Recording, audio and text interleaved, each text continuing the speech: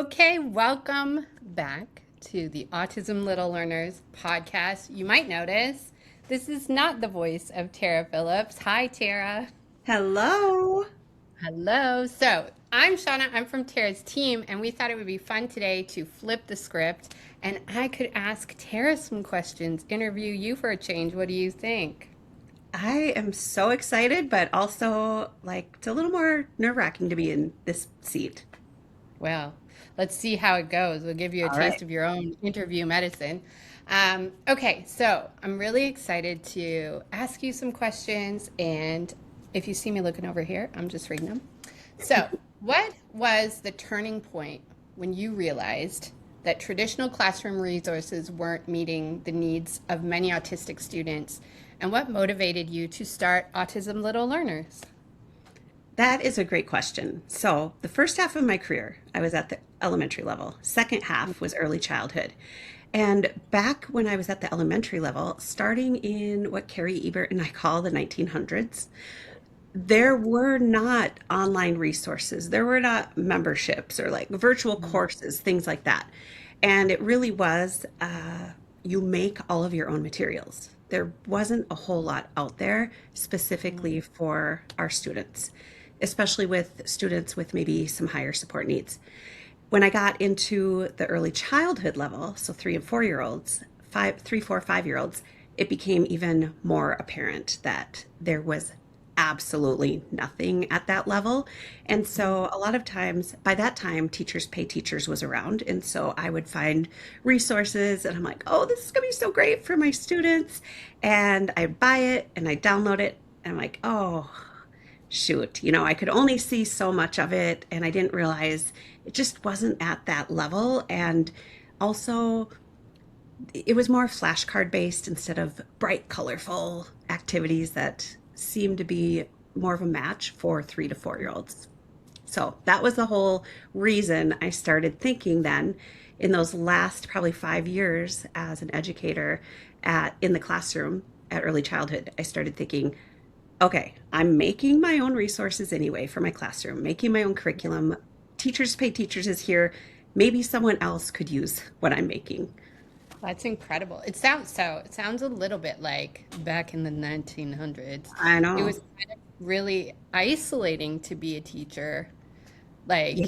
and not have access to this kind of resources. So Oh crazy. gosh. And I still hear from teachers and SLPs where they're like the only one or two in their whole school that does what they do every day in and out Right. of the classroom. And that's how I was literally. I started out in 1999 running a K to 5 Mm. autism focused classroom. And so the first year I had 4 students, I had 2 paraprofessionals, and it was like, okay, figure it out. And I Yeah. think from what I'm hearing, that is still the case. Oh man. Well, good that we have autism little learners now. So was there a particular student experience or early experience in your career that shaped the way you support autistic children today? Absolutely. Well, there were so many, especially that first crew of kids in that K through 5 program who are now in their 30s. They really impacted me because I feel like they taught me how to be a teacher. And I've Mm. always had this unique position. I'm a speech language pathologist. My minor is early childhood education. And so I was put into a classroom where it was a communication based classroom. So I did kind of the job of an SLP and a special educator for a lot of my career.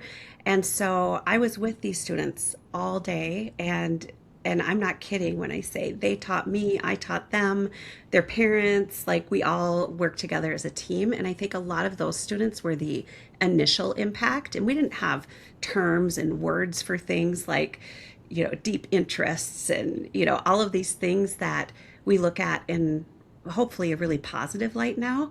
But you Mm. kind of were like, okay, I know, like I have one student, he loves the book about Cookies Week. And we're going to read that book over and over. He had it memorized, and we just started with that every day because we knew that he loved it and it helped Mm. him be more regulated when he came into class. So I think that first group of kids, but I also had a student that did a lot of head banging and self-injurious behavior, and it was really hard. And I remember one day I was alone with him, and he was banging his head on the floor. And I was in my 20s, and I just hugged him and held him in. And I remember tears coming down my cheeks. Like I was trying not to cry, but they just kind of, when they sprinkle down. And I remember Right. saying out loud, "How can I help you? How can I Mm, help you?" It was this moment of like, we need to learn from them mm. non-verbally. You just through watching and figuring it out.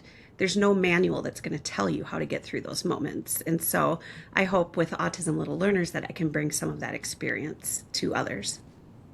Well, and I think that's what's so powerful about what you've built because it's almost like this community of those isolated teachers finally finding each other. Yeah. Because, like, even explaining that moment to another teacher at your school would be difficult because their teaching experience is so different.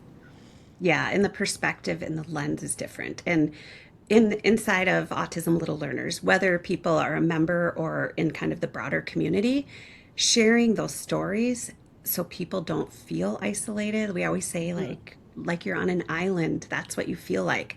And I think that has been a gift that I didn't expect when I started this. I literally just wanted to share these resources. I did not set out to have a podcast and, a membership. It just started out with resources. But then people were like, okay, well, how would you use this? And then it went into how would you set up your classroom? How would you, it went deeper and Yeah. deeper. And I just felt this calling and it became my passion to help others figure out the things that took decades to figure out. Yes. Okay. When you first um, started sharing resources online, did you ever imagine that it would grow into this community and the movement that it's become? No, kind of like we just talked about. I thought I'll just keep making themed resources that are cute, and I always would test them out in my classroom and tweak them and, get them out to everybody, make them cuter, polish them up so that they were sellable, right? Yeah. Uh, but it was those questions that I got from people that felt like they were alone and they just didn't know what to do in their classroom to make it feel like it was smoother, running smoother. There's so many things layered on educators Mm. with feeling like you have to have classroom management skills and you are in charge of training paraprofessionals, but they don't give you time to train paraprofessionals and paraprofessionals who want to learn more. But again, they're thrown into the classroom and are like, all right, do your job. And it's Mm. always been that way. I've not been in any place where there's been like very, very, very good ongoing training. Mm. But I'm hoping to change that a little bit. I think you are. And I think, like, if you think back to the 20-year-old version of yourself in that moment, struggling with the student, like, it would have been so powerful to just be able to tune into a community like the one Yeah. that you've built and say, like, I just had this horrible day. And can somebody please share with me what I could do to make this better? Like, I think that's Yeah. incredible. And I Yeah. think for people to be able to talk to another person, whether it's virtual or on the keyboard, that understands that moment so that Yeah. you don't feel like you're a failure because Yeah. everyone, I guarantee, could relate to that moment that I had with that student. And Yeah.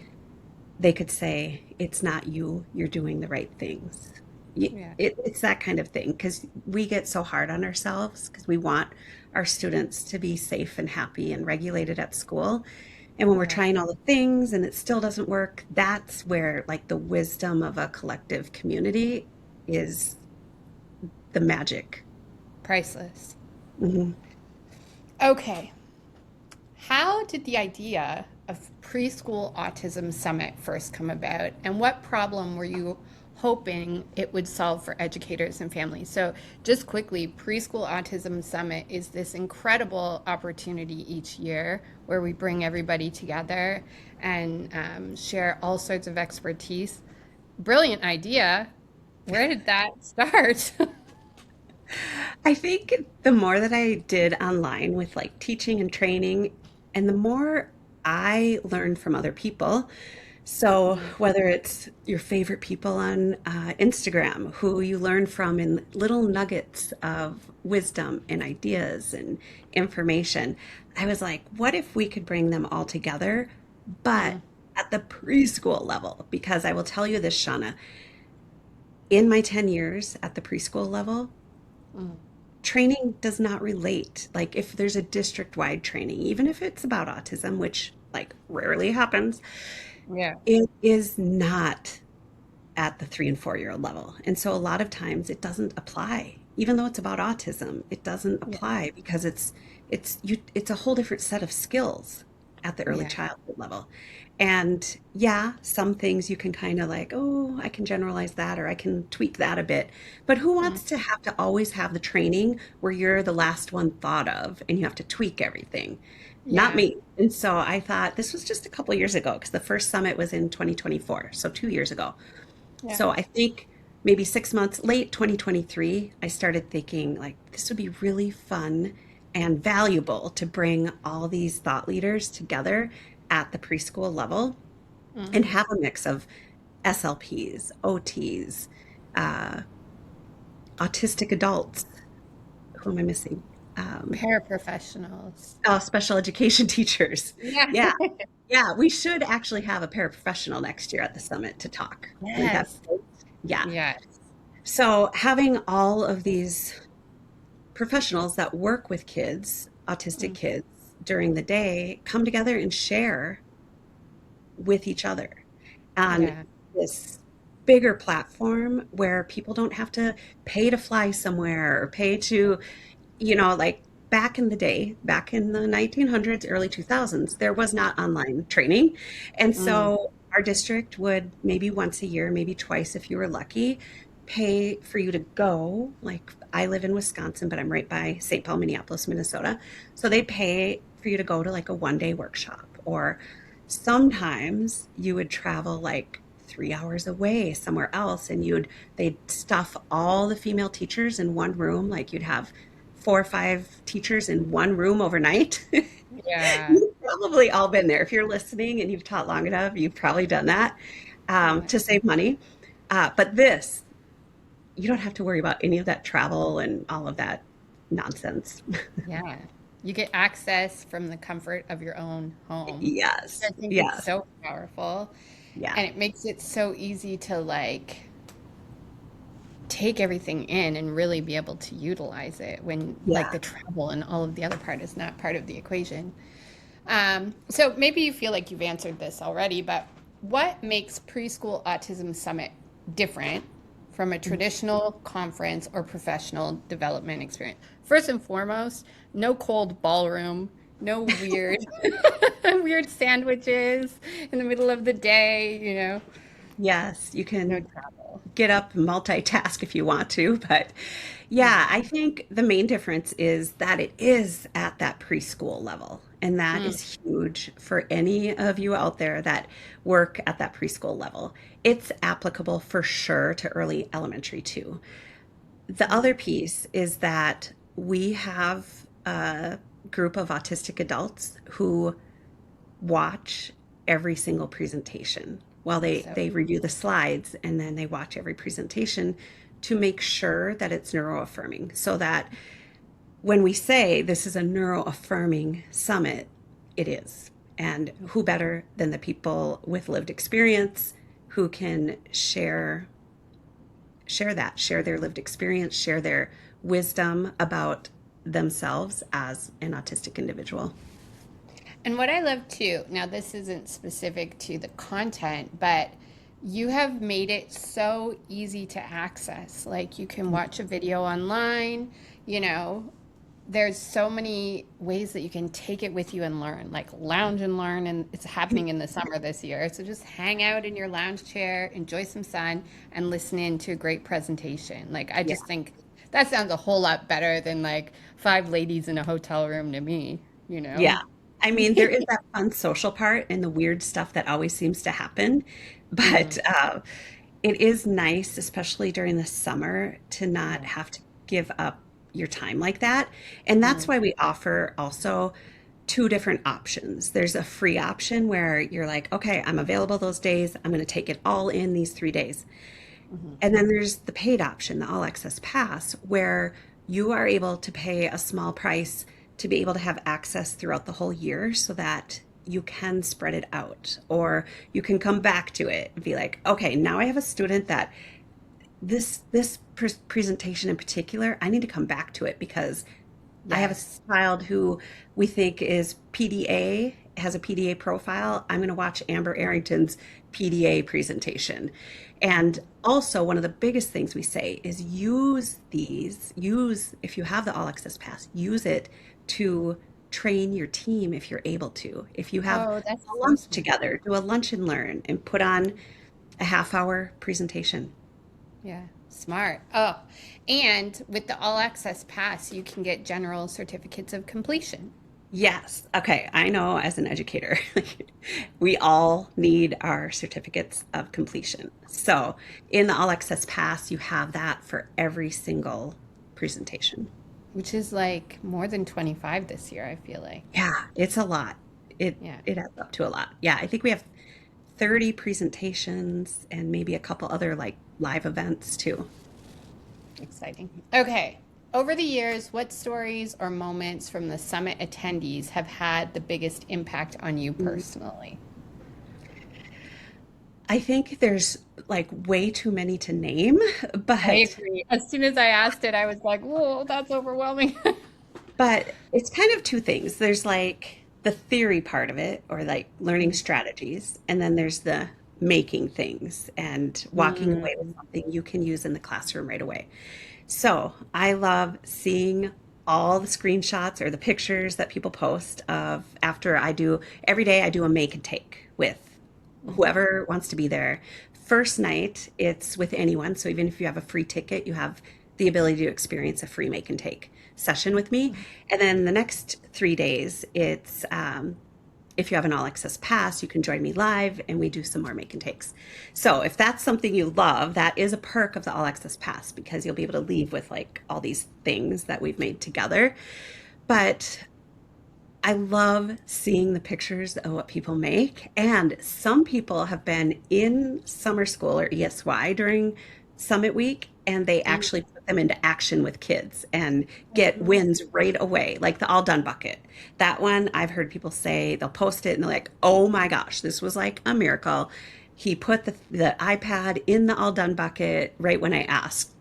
Or right when I put it out, and so it helped with transitions, and it's just amazing to see that, Shauna.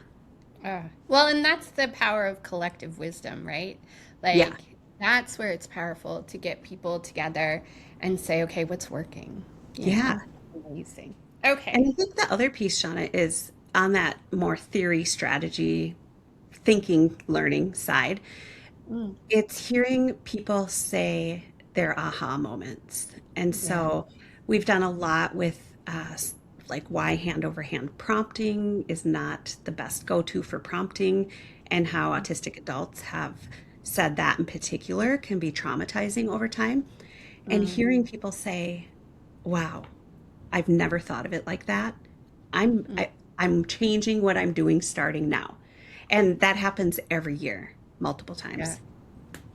Okay, not on the script, but just as a PS for me, because it's all about me.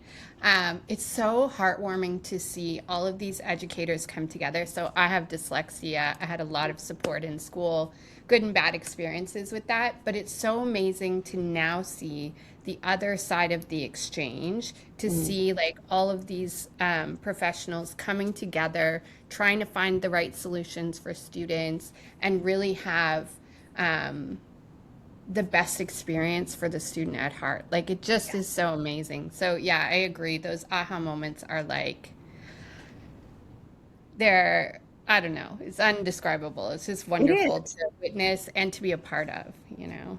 Oh, thanks for sharing your story. I know we've talked about that some. And Yeah. the other thing I found is that all of the people that attend the summit, like everyone is on the same team. And Mm. it's just a really uplifting place to be. And having this number of people that are connecting and not judging each other, Yes. because there's things that we talk about over the years too, like language shifts, and so now it's preferred to say a child is autistic versus a child with autism. Well, every Yes. year we have a lot of people come in that are still saying with autism because they didn't know, like, Yeah. how would you be able to change your language and update it if you didn't know? Like, this might be the first seed planted about that. And I had that moment with a parent once, and it wasn't all that long ago, maybe 6, 7 years ago. And she, in the IEP meeting, said, I want language in the IEP to say that people will say he's autistic. It's Hmm. part of who he is. It's not something he carries with him and can set aside. Yeah, It's yeah. part of who he is. And so those kind of shifts, the first exposure to it, I'm hoping that's what this summit does for people. Yeah. Well, and I think one of the most valuable ways that you have layered that in is bringing in autistic adults and really making space for them to share their experience, to be part of the entire process and, give us direction on what is helpful and what is not from their perspective. Yeah. That's super powerful. Yeah. Okay. Um, Many teachers have tried countless programs and strategies. What do you believe is the missing piece that many approaches overlook? I've seen so many approaches over 25 years plus. I Mm, have seen very much when I started out, there were a lot of really, really behavioral approaches. And they, I tried stuff because we would learn and, they'd say, this is the way you should do it. This is the gold standard. And so I would try stuff and it would never sit right with me. So mm, I had a student using PECs at one time, and he was young, and he got it. Like, he could assemble. First, it was just giving one picture, and then he could use a sentence strip with the stationery I want. So he would put on the picture, and we'd hold it up and say, I want crackers. And that would be great. And once he got that really well, the next piece in the protocol then was to, I would say, up the ante. So if the I want was already on the strip, we would take that off and he'd need to put both of those on. And the way we were taught to do it is hand over hand. Well, mm, every time we upped the ante for this child in particular, it was a change, right? He had just mhm. gotten used to, like, okay, he got the thing he wanted, he got it for one picture.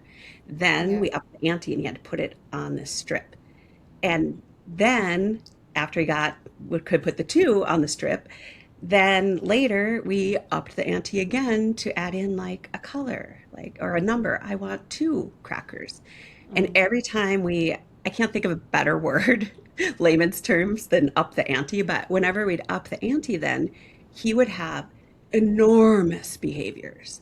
Like yeah. these crackers that he wanted, he would smash, smash, smash all over the table, swipe them off. And like, it just felt yucky. And Yeah. I say this a lot because Terry, who I co-taught with in the last 10 years in the early childhood level, she and Mm, I would say to each other, if it feels yucky, don't do it, right? mm. Yes. That's following your gut. But if you Yeah. didn't have an alternative, like I didn't have an alternative, someone teaching like maybe more neuroaffirming strategies, Mm, you wouldn't know. You would just think you're failing somehow.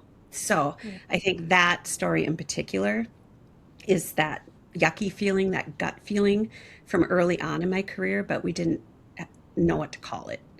And Yeah. now I know more, and I think relationships, so connection with students, is the number one besides regulation, right? Mm, If a child's dysregulated, they're not going to no. be learning, and it's hard to make a connection with you if they're on the floor dysregulated or shutting down. Um, so regulation and then connection right beside it. Hmm. And connection for me really looks like finding out what they love and incorporating it, not using it as a way to get them to do what you want at like, Yeah. hey, you do 5 math problems and then you get to have your Paw Patrol character, Dinosaur. dinosaur, whatever. Yeah. But more so, okay, he loves dinosaurs. I know this, not because he told me, but because it's what he goes to every day, right when he gets to class. Right. How can I incorporate dinosaurs into all his goals?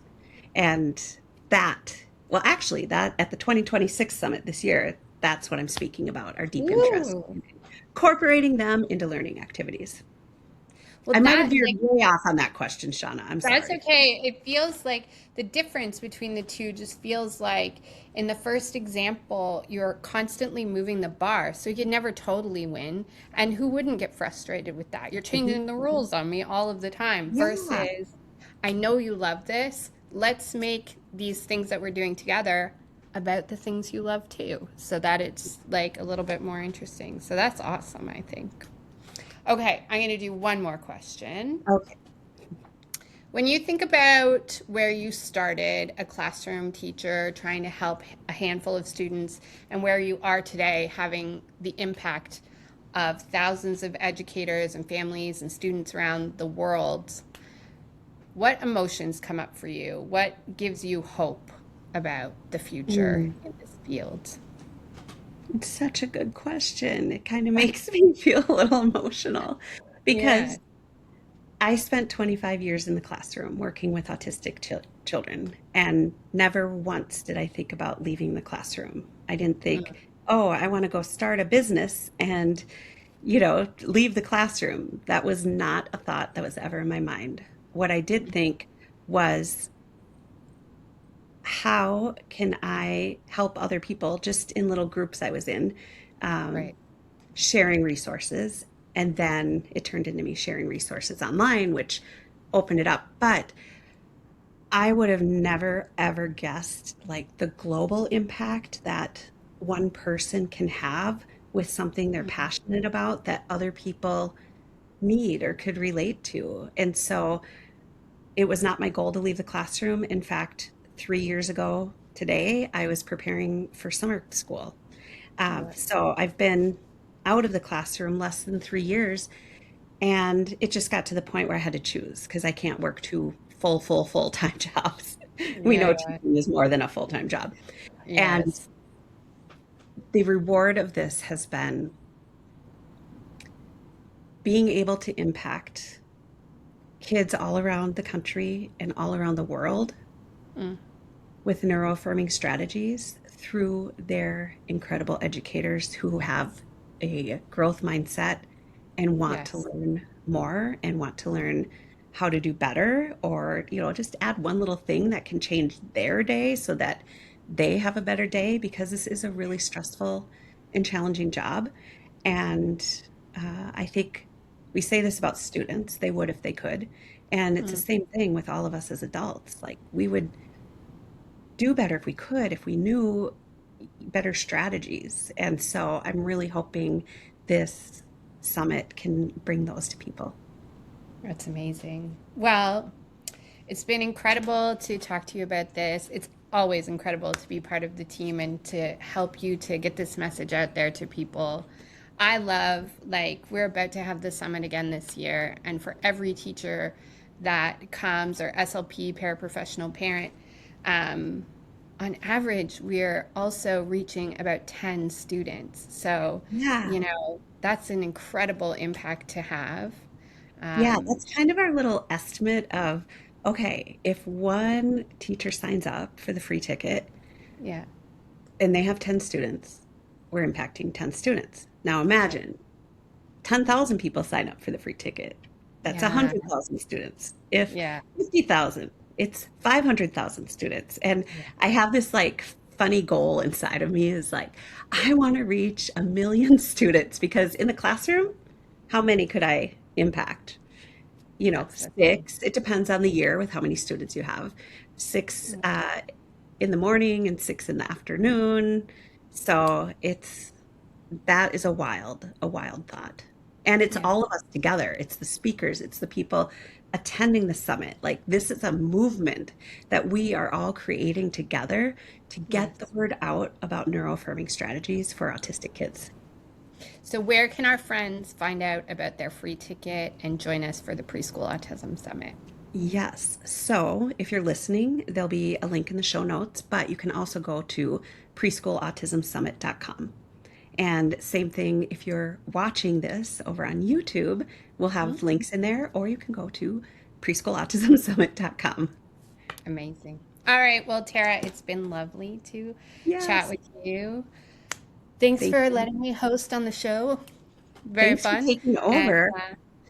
yeah, no worries. And we're excited. Everyone come and join us at the summit so we can take care of you and then you can take great care of your students.